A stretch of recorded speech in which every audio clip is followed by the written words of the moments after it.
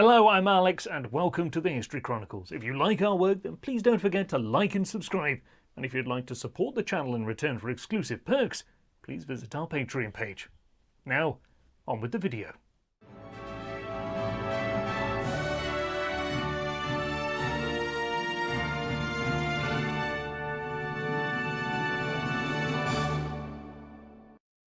What were the Viking invasions of Britain?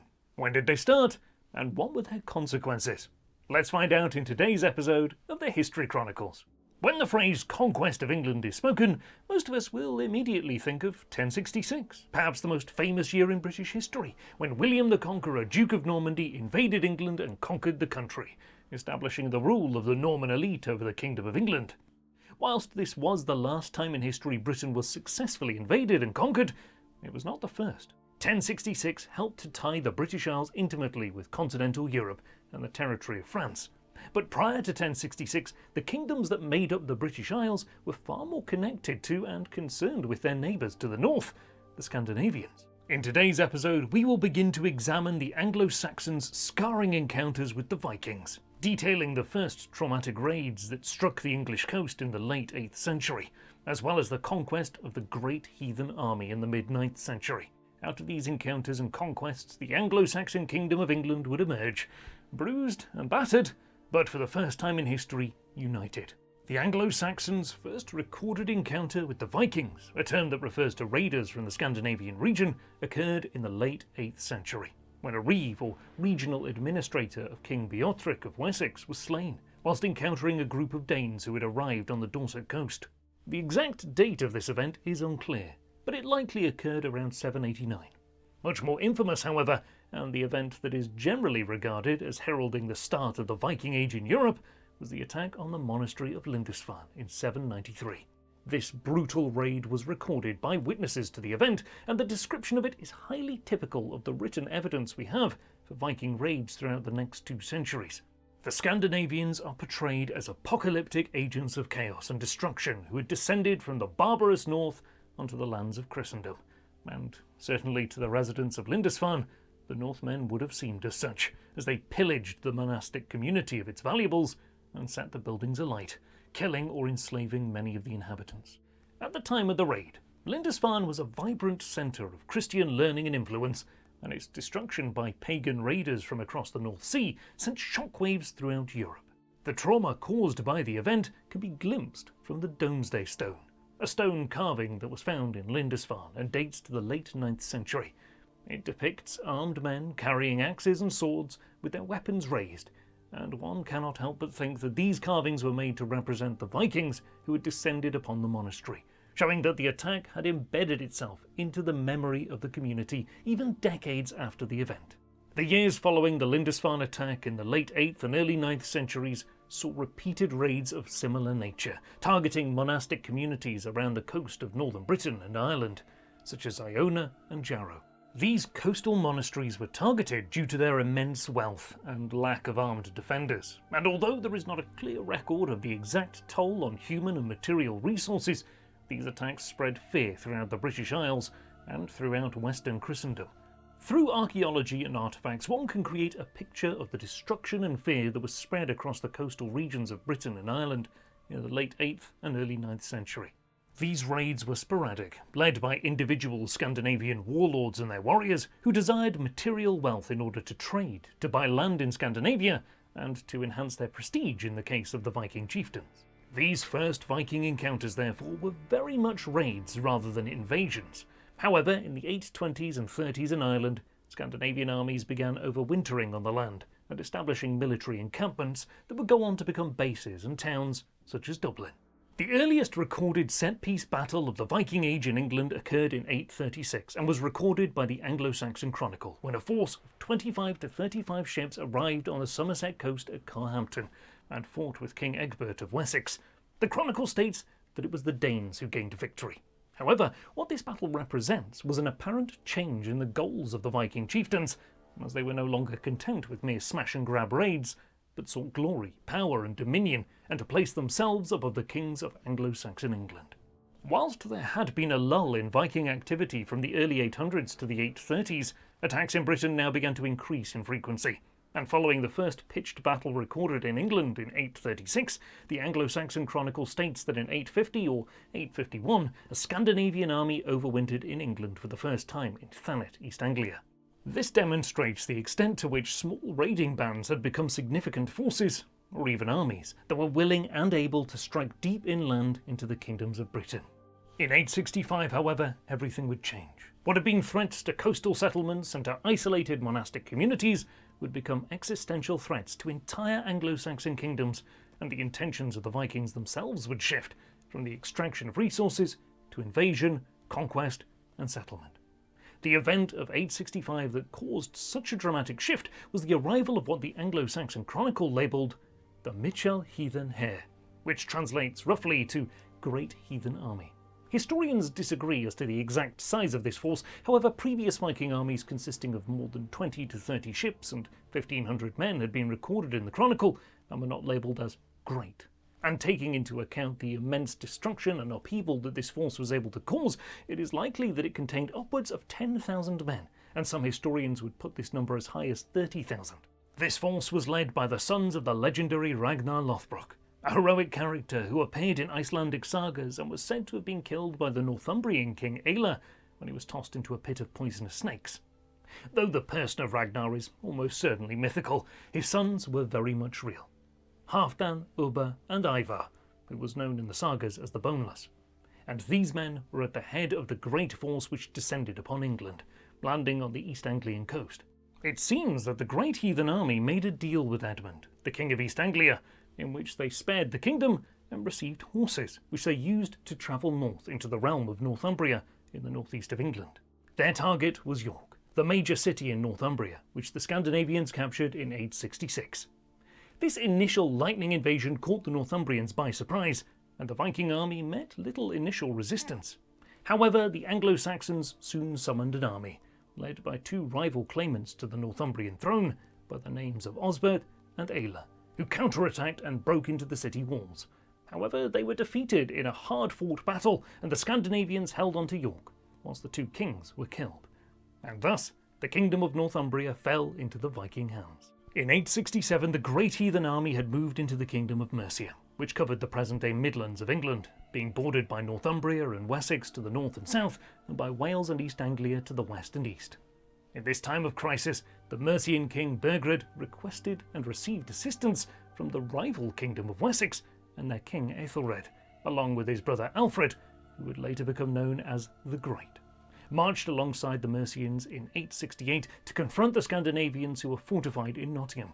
Unable to dislodge the Vikings from their entrenched positions, the Anglo-Saxons paid the invaders to depart, and the Scandinavian host returned to York, whilst the humbled Mercians returned home with their Wessex allies. This was one of the first times the Anglo-Saxons had paid the Vikings to leave, but it would be far from the last. The Great Heathen Army returned to East Anglia in 870, but this time there were no deals to be made. Rather, they conquered the kingdom and slew its king, Edmund.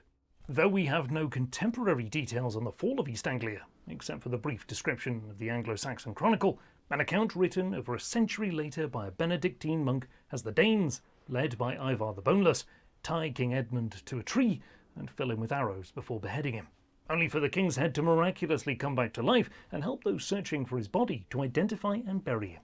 This story is certainly fantastical and is based on the sufferings of Christ and Saint Sebastian.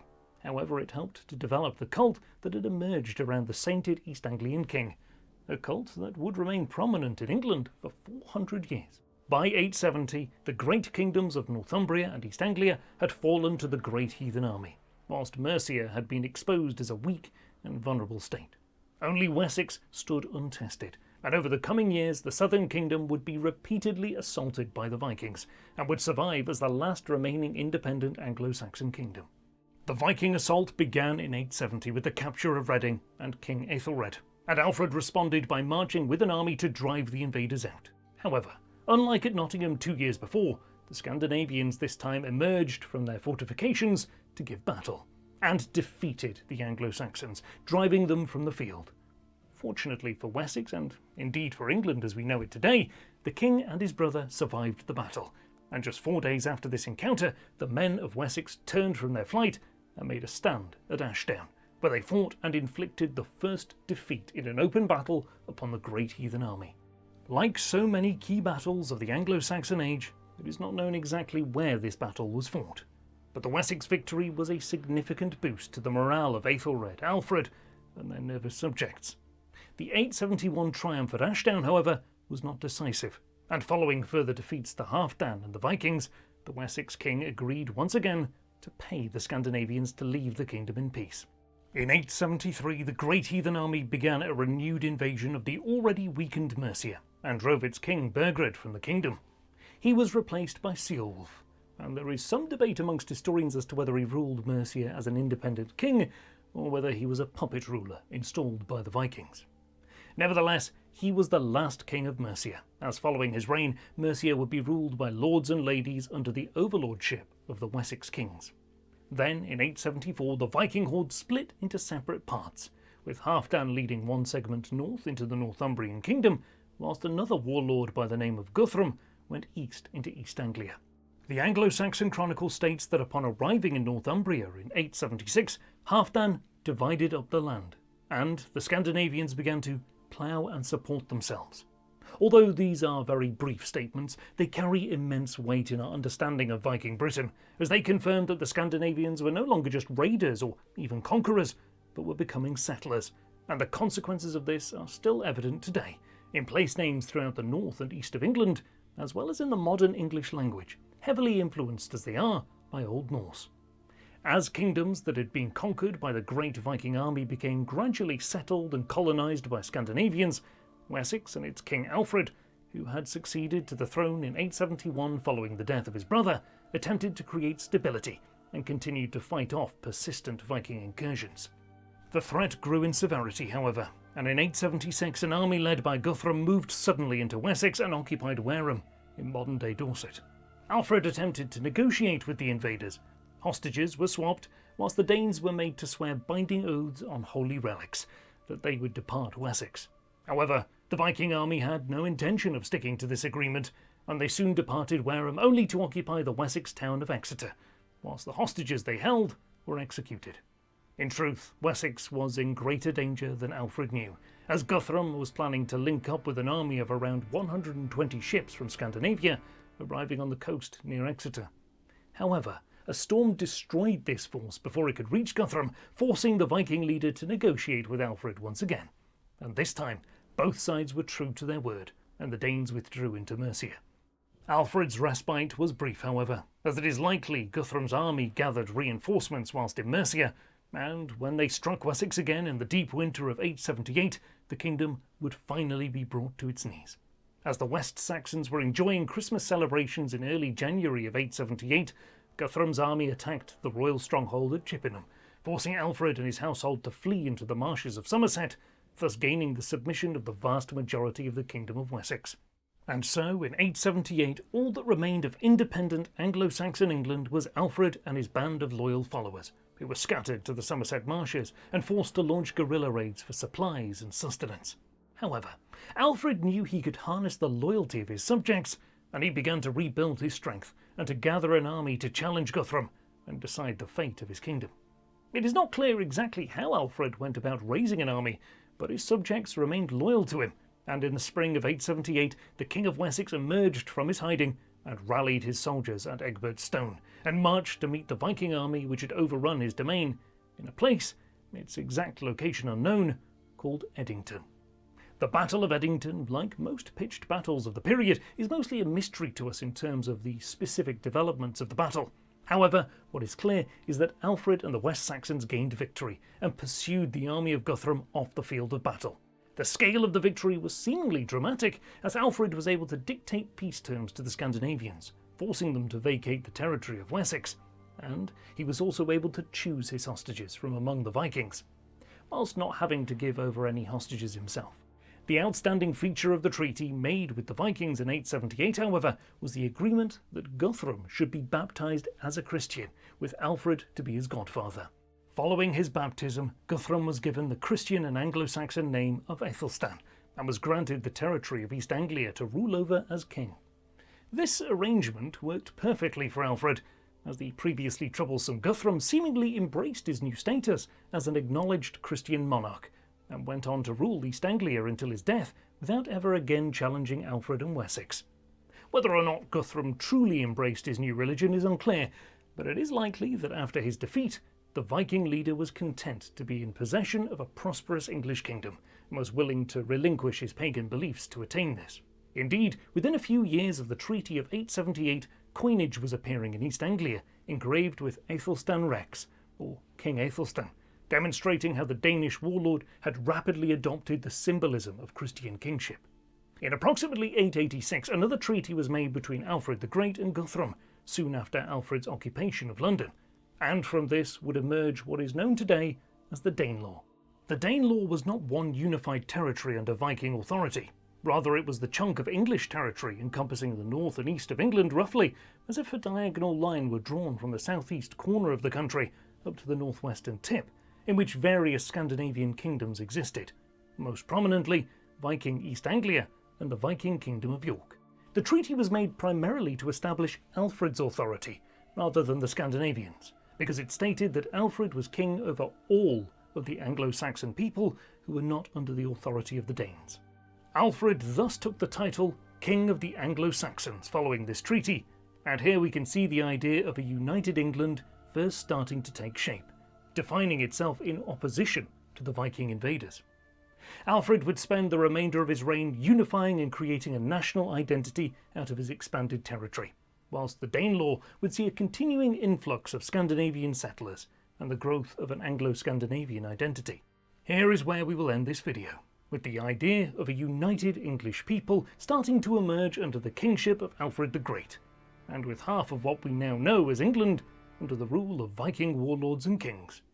England's first encounters with the Vikings had been an experience of unprecedented destruction, and yet creation at the same time. The historic and independent kingdoms which had made up the territory of England for centuries had been destroyed or broken, with the sole exception of Wessex, and the conquerors had then become settlers, establishing Scandinavian influence which can still be seen today in place names and throughout the modern English language. Yet, whilst the English kingdoms had been destroyed, an idea of a united England formed in opposition to the northern invaders had for the first time started to spread and become a goal towards which Alfred and his descendants would strive. The following decades would see the lineage of Alfred the Great succeed in this aim, as they took on the Viking settlers in their quest to bring the entirety of England under the House of Wessex. However, by the end of the 10th century, the Viking menace would return anew, and a second Viking age would strike England even more powerfully than had the first. Make sure you join us next time for part 2 of the Viking invasions of England.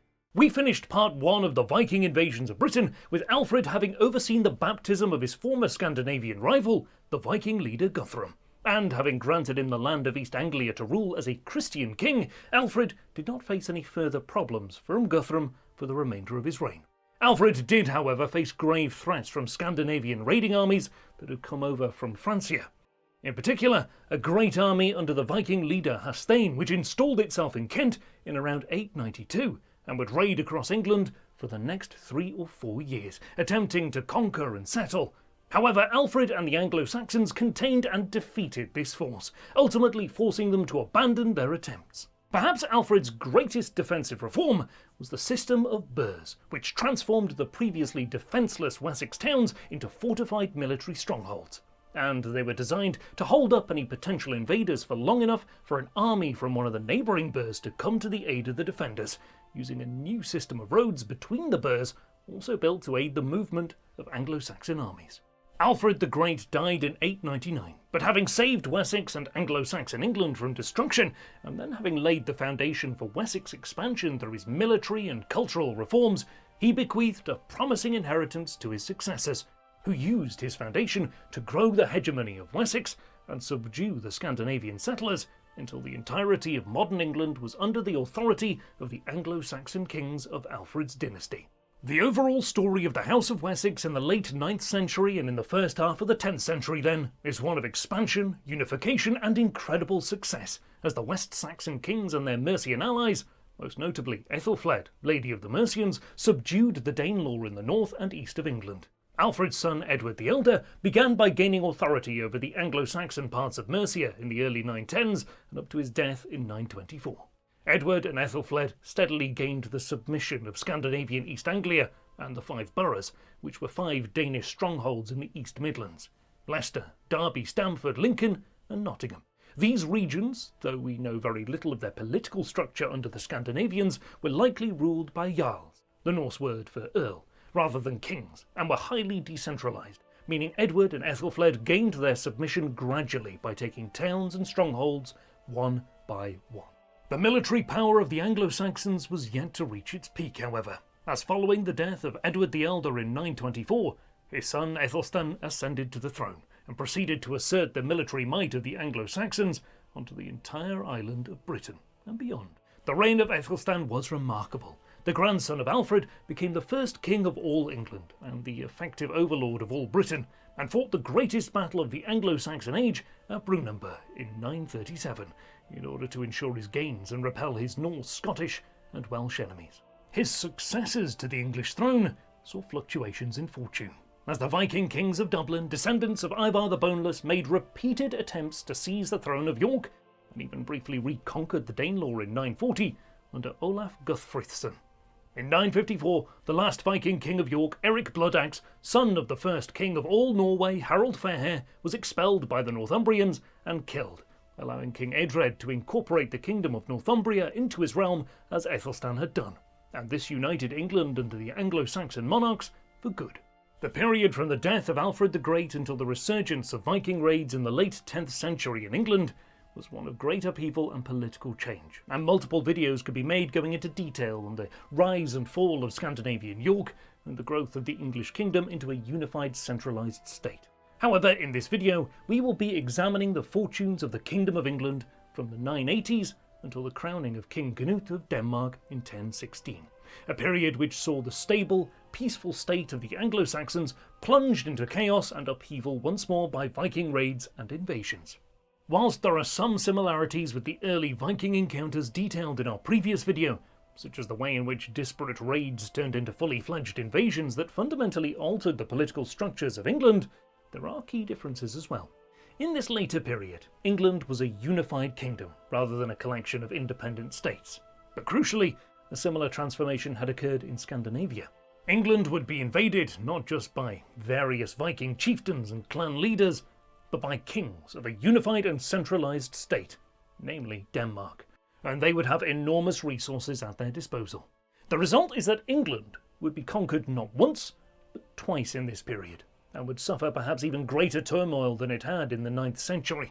Without further ado, let's take a closer look at the Viking raids and invasions of the late 10th and early 11th century.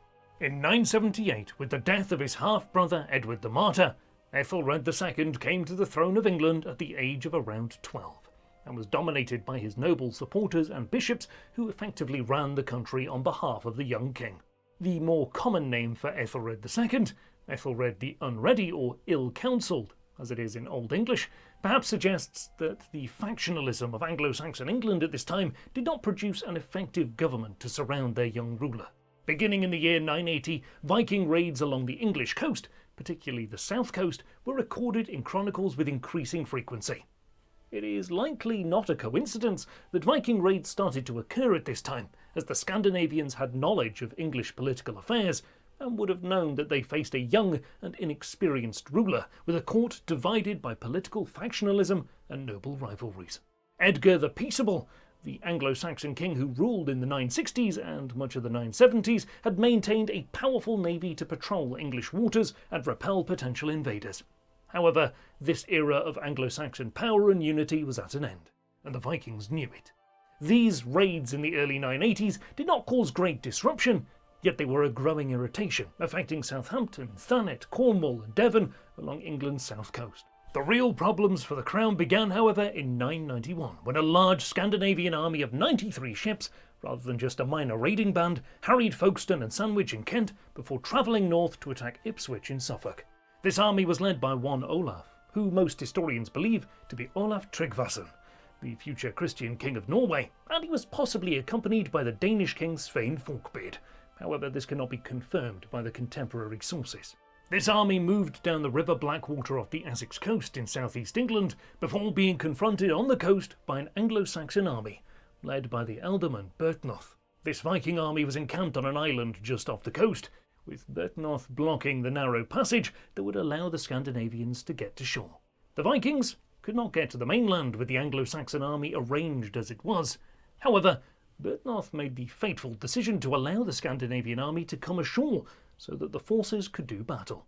The source which gives us our information on this battle, an Old English poem called the Battle of Malden, states that it was the pride of the Anglo-Saxon earl that drove this decision, that he was determined to destroy the Vikings in a pitched battle to uphold the nation's honour, as well as his own. However, it is equally likely that Byrhtnoth realised that the Viking army could easily have sailed further up the coast to wreak destruction elsewhere, and he calculated that engaging in battle with the army was the only way to ensure it did not ravage any more of the English coast. In any case, the battle was to be Byrhtnoth's last, as he was killed in the fighting, and the army of Olaf Tryggvason pushed back the defenders and established themselves on the English mainland. The Battle of Malden was highly significant for Anglo-Saxon England, as it marked the first defeat in battle to a Scandinavian army for decades, and caused the start of a policy that was to be used by Aethelred the Unready for the following 25 years to disastrous effect. A policy that would become infamous as a prime example of Aethelred's weak leadership in the face of the Vikings. This was the payment of Danegeld. £10,000 was paid by the king to the Danish army due to the devastation and terror they had caused. However, all this did was buy the Anglo-Saxons a little time, whilst encouraging further attacks to extort more Danegeld. The army that won victory at Malden was not a mere raiding band, but a substantial invading force, and it would remain in England for a number of years, raiding and extorting payment from the English crown. In 993 this force went north to attack Northumbria, and then in 994 it attempted to plunder London, but failed to take the city. From 994 to 995 the army attacked the south coast until Aethelred agreed to pay them £16,000 in tribute, at which point it seems the leaders of the army, Olaf Tryggvason and Sweyn Forkbeard, departed from the force to return to Scandinavia. Olaf would take the throne of Norway and begin a process of violent Christianization in the country, whilst Sweyn returned to his throne in Denmark, from where he would build a coalition against Olaf, featuring the King of Sweden and the powerful Norwegian Jarl Erik Hakonarson. Hostilities between Sweyn and Olaf would culminate in the legendary sea battle of Svolder in 1000, where Olaf was ambushed by Sweyn's much larger coalition force and defeated, after an epic naval battle, leaping from his ship known as the Long Serpent, the greatest ship in all the north, according to the sagas, into the freezing sea, where he is said to have met his death. The importance of this battle to our story is that Sweyn gained direct control of a large part of southern Norway, greatly strengthening him and his kingdom of Denmark, and he would soon turn his attention back towards the British Isles. Meanwhile, the Viking force that Olaf and Sweyn had left behind continued to ravage across England throughout the late 990s. They then travelled to Normandy for a year in 1000, before returning again to England and forcing Aethelred, who was under immense pressure to bring about relief for his subjects from the raids, to pay the Danes tribute in order to bring about peace. In early 1002, £24,000 was paid to the Vikings. It should be noted that this policy of paying Danegeld was not exclusive to Aethelred's government. Alfred the Great and some of the Frankish kings had used similar tactics. However, it had never been used on this scale, and Alfred and the Franks had carried out this policy in order to gain relief before mounting their own offensives or initiating effective defensive schemes. Aethelred, however, was not able to do either of these things effectively. Indeed, so much wealth was given to Scandinavian invaders in the reign of Ethelred that more coins with the head of Ethelred on them have been found in Scandinavia than have been found in England. Ethelred the Unready certainly tried to counter the Viking menace, refortifying old defensive positions and establishing new defensive fortifications across the country. And he invested heavily in expanding the English navy. Indeed, it is also possible that Ethelred led an invasion of Normandy in the early thousands in return for their harbouring and possible support of the Vikings, who were ravaging England. However, historians continue to debate the details of this campaign and whether it even took place. Unfortunately for Ethelred, none of these schemes worked as he wanted them to, and almost everything the unfortunate king tried to do ended in failure.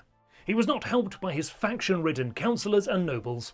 Indeed, having constructed a great fleet to ward off Viking attacks in 1009, It was wrecked by the actions of two feuding Anglo-Saxon lords, one of whom, Wulfnoth, stole a portion of the navy after Ethelred sided with his rival Brithric and used it to conduct raids against the English coast.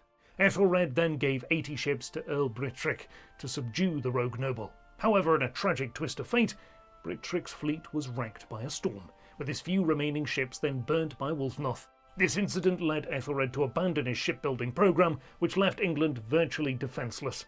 This naval debacle, in many ways, encapsulates the failings of the Anglo-Saxon court and government at this time, and is a reminder that it is not just a weak king, but a weak and divided nobility and court that succumbed to the Vikings in the early 11th century. Perhaps the most infamous and notorious of Ethelred's many failed attempts to counter the Vikings, however, occurred on St. Brice's Day, on the 13th of November in 1002. Just months after a payment of a £24,000 Danegeld, Ethelred ordered the massacre of all Danes living in England, as he was under the belief that Anglo-Scandinavians were plotting to usurp or destroy him from the inside. Aside from the deeply disturbing nature of this order for ethnic cleansing, Ethelred's decree made very little practical sense. As seen in our first video on the Viking invasions, Danes had been settling in the British Isles, particularly in the east and north of England, since the late 9th century, and had become integrated into English society in many areas. Thus, we can assume that the order was only intended to apply to recently settled and newly arrived Danes. It is hard to ascertain a clear picture of how widespread the killings of Danes was after this order. However, enough evidence of massacres survived to make it clear that this order was taken seriously in certain parts of England, particularly the south. The most notorious incident occurred in Oxford, where a royal charter survives, which explains the rebuilding in 1004 of the Church of St. Frideswyde. The charter explains the incident in detail. Quote from the charter, "It will be well known that, since a decree was sent out by me with the counsel of my leading men and magnates, to the effect that all the Danes who had sprung up in this island, sprouting like cockle amongst the wheat, were to be destroyed by a most just extermination. And thus this decree was to be put into effect, even as far as death. Those Danes who dwelt in the aforementioned town, Oxford, striving to escape death, entered this sanctuary of Christ, having broken by force the doors and bolts, and resolved to make refuge and defence for themselves therein against the people of the town and the suburbs. But when all the people in pursuit strove, forced by necessity, to drive them out and could not, they set fire to the planks and burnt, as it seems, the church with its ornaments and its books." Thus the St. Brice's Day massacre was a brutal and ultimately ineffective order from Ethelred, and led only to greater disaster for his country. Among those thought to have been killed in the massacre was Gunhild, the sister of Sweyn Forkbeard. Whether or not she really was slain due to Ethelred's order, or whether this was an invention to explain the actions of Sweyn, is largely irrelevant. What we do know is that Sweyn rejoined the Viking force in England, most likely bringing over substantial reinforcements in the process in 1003, and spent the next 2 years campaigning in Wessex and East Anglia, before a great famine struck England in 1005, forcing the Danes to return to Scandinavia. England's respite was brief, however, as Viking leaders in Scandinavia now knew that England was vulnerable and weakly defended, and they were eager to gain wealth, land and power. And so the most devastating Viking invasions had yet to occur.